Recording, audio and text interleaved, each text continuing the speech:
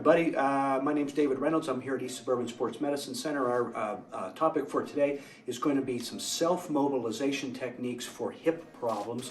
What sort of indications would this be? Osteoarthritis of the hip, FAI, femoral acetabular impingement, as well as back pain, piriformis syndrome, groin strains, that sort of thing. So this would be some indications why you might work on these. And these are a supplement to stretching exercises and some of the other things that you can do. So I'm going to demonstrate some self-mobilization techniques for you right now.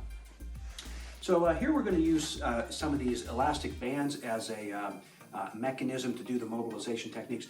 So you got to get a band, and you can get these on Amazon now. You can get them at sporting goods stores. These are pretty thick bands. They don't have too much elasticity to them. So if you're familiar with TheraBand and so forth that people use for exercises, these are too thin for this particular series of movements. Sometimes these are called Rogue bands. That's just a particular name. If you go on Amazon and search for exercise bands, there's a dozen different companies that make them, and you can get a set pretty inexpensively. The thicker the band, the more resistance, the more pull. So the bigger you are, the thicker the band you'll need to do these exercises. But again, it can't be very stretchy, pretty stable band. So that's the equipment that you'll need. You also need a foam roller for this one I'm going to demonstrate next, and I'll show you some alternatives if you don't have a foam roller. Okay, so our first technique here is called distraction or traction on the leg, and this is a general mobilization technique, pretty helpful for just taking some load off of the hip joint.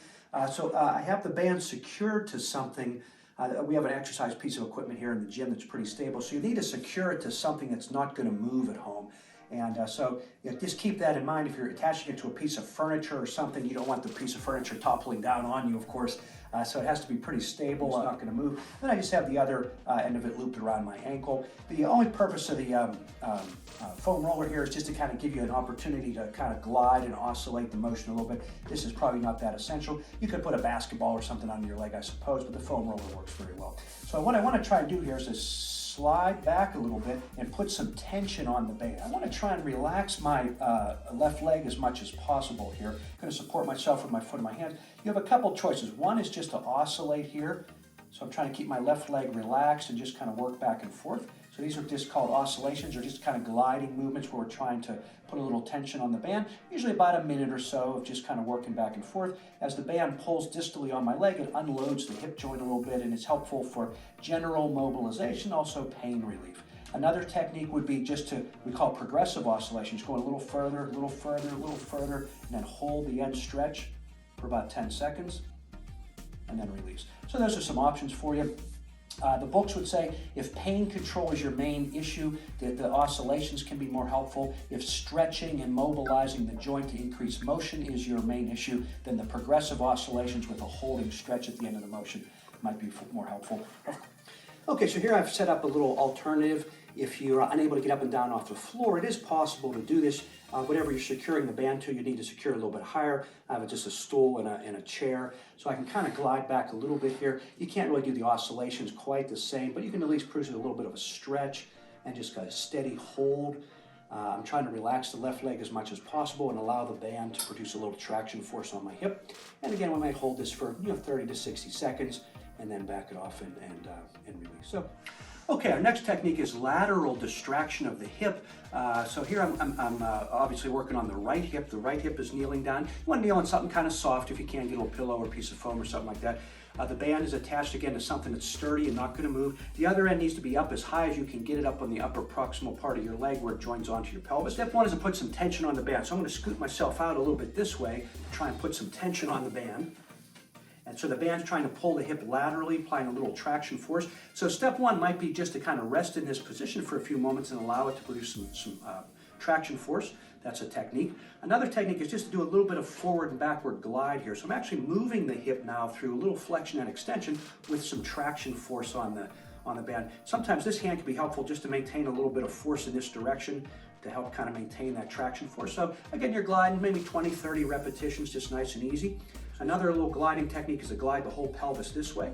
And again, this brings the hip into what we call abduction, a little bit out to the side. And these are all just techniques to move the hip joint with some traction on it, used for general mobilization as well as pain control. So This last technique I'm going to show is kind of very similar. Now the band is pulling back a little bit. Generally speaking, we like to kind of get that femoral head to sit back in the socket, and this is often a goal for us with our therapy techniques. So one way to do that at home is to have this force pulling posteriorly or towards the back. So again, I want to scooch out a little bit so I have some tension on the band, and then I'm doing the same thing. I'm kind of gliding to the front, moving the hip into extension and flexion with that posteriorly directed force on the band. This hand could be on the pelvis, kind of helping a little bit. We want to maintain that position of the pelvis so it doesn't rotate out of position, facing this way, and we're just gliding, 20 to 30 repetitions, like so.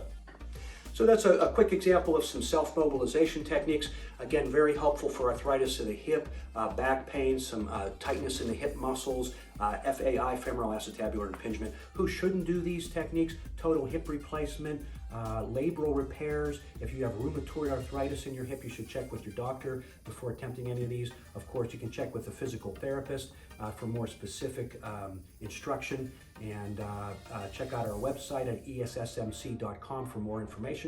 Thank you for watching.